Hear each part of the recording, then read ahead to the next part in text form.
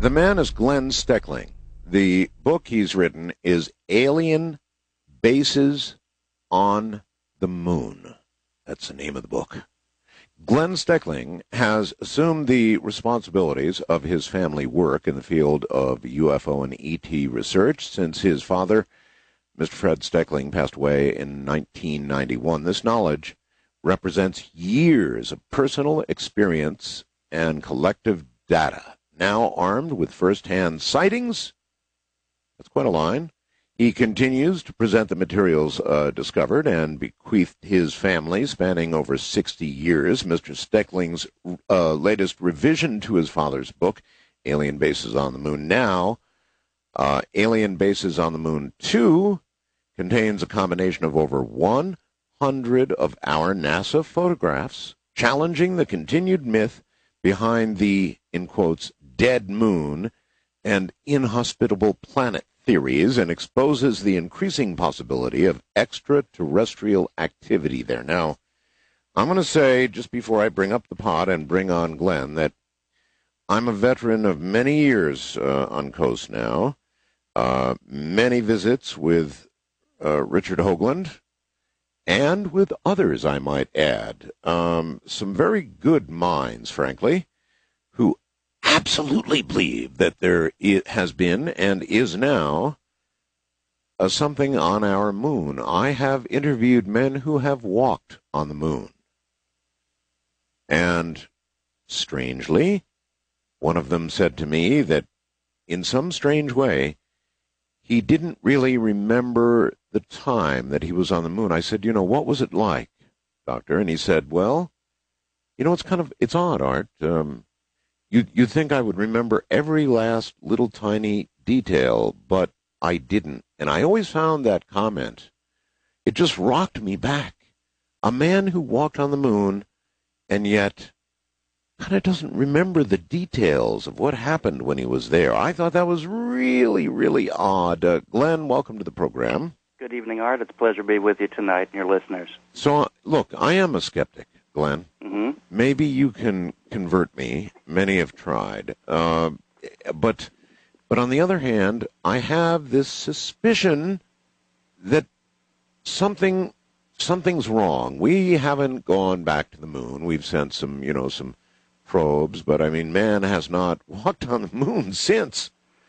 Yes, And that's true. We've done some very extensive lunar surveys. The Clementine probe, which was for the military, right, extensively mapped the moon and the lunar surface as far as geologically and also with pictures. So if there's nothing there to see, one wouldn't spend so much money for an expensive mission. Well, ostensibly they claim they're looking for water, I suppose, or looking for certain minerals or something or another. But let's cut to the chase here. Wouldn't alien bases on the moon be simply impossible to hide, or would it? Well, it would depend as well. First of all, let's take a look at some of the evidence that's been provided here. I've got an article here from the England's Royal Astronomical Society. Okay.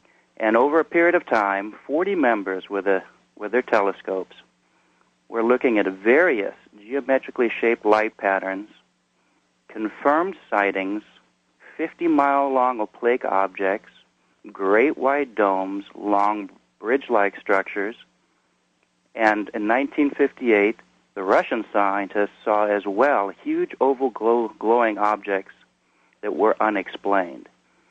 And this is just one of tens of thousands of reports. I have another document here in front of me that came from NASA, in fact. It's the chronological listings of lunar events. This was put out in 1966 at Goddard Space Flight Center. Yes. And it lists, going back as far as 1870, lunar volcanoes, purple haze, part of the Plato crater of Plato glowing with light, small red glowing objects moving around the moon, luminescent areas around the crater Tycho, and it goes on for pages and pages and pages. So there clearly is some type of activity going on up there, and we talk about water on the moon. Already here in 1971, the news release that moon water was detected. And there seems to be a familiar reoccurring theme that information comes out, it kind of fades away for 20, 30 years, and then the same information comes out as well. The same as regarding Mars. I have these articles as well. What about our own space program, Glenn? We sent men to the moon and men to the moon. Now, walk me through it a little bit. How do human beings go to the moon, some of them remaining in orbit, circling the moon really closely, with a view like nobody's ever had? I mean, just a really good view. And then we had people walking on the moon itself. Now, granted, they might have only seen a tiny slice of what's up there, but surely with the massive size of the things that you're talking about and others have talked about, they had to have seen them. Well, let's look at some of the quotes. Here, you may be familiar with the astronaut and physicist Brian O'Leary. I am. And his quote was, "Contacts between extraterrestrials seem to have been going on for decades, but we still don't want to admit it." Now, we all know Gordon Cooper, who recently passed away. And in 1976, on live television, he made a quote, "Intelligent beings from outer space visit our world in an effort to enter into contact with us. I have encountered various ships during my space voyages. NASA and the American government know this and possess a great deal of evidence. Nevertheless, they remain silent in order to not alarm the people." Now, there's another gentleman here by the name of Maurice Chatelain. He holds 11 patents for the telecommunications of the development for the Apollo system. Now, this man who sits in Mission Control Center has written a book, Our Ancestors Came from Outer Space. And he categorically lists that it seems that all Apollo and Gemini flights were followed both at a distance and sometimes also quite closely by space vehicles of extraterrestrial origin, flying saucers or UFOs. This is a direct quote from his book.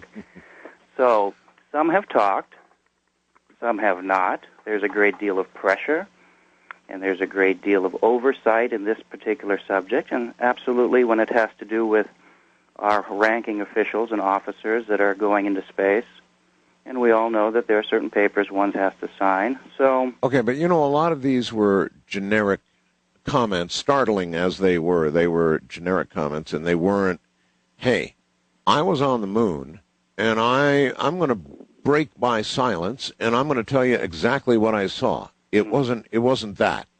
It was sort of a general belief in extraterrestrial life. Now, do you expect that before they die, one of our astronauts may do something like that? It may happen. You know, everybody has families and children and grandchildren. Yes. And they have to weigh the consequences and the potential problems that may occur by divulging such type of information. Also, you find that the general public is often not very sympathetic or very supportive, and so you risk being ostracized both from your professional peers. There is that. And also from the general public as well, because there's such an incredible ridicule factor that has been attached over the last several years. I know, but even Neil Armstrong has made several kind of cryptic, wondrous remarks over the years. He doesn't talk very often, but when he does, he really makes some odd comments. Yes, that's true. And, of course, then we have the fact that many astronauts have ended up in divorce and various forms of real trouble. Certainly, you wouldn't expect that of all these guys with the right stuff, but they have. Well, I mean, we're all as human if, you know, beings. there's a lot of pain in trying to hide something. I'm not saying they are, but it could be suggested that they're under stress. Absolutely. Absolutely. And I think that here's the key phrase that perhaps we should take a look at. I don't believe that it is either realistic or something to expect that somebody is going to, or a number of individuals are going to stand up and conclusively satisfy our curiosity. I mean, enough people have. We look at Major Kehoe. We look at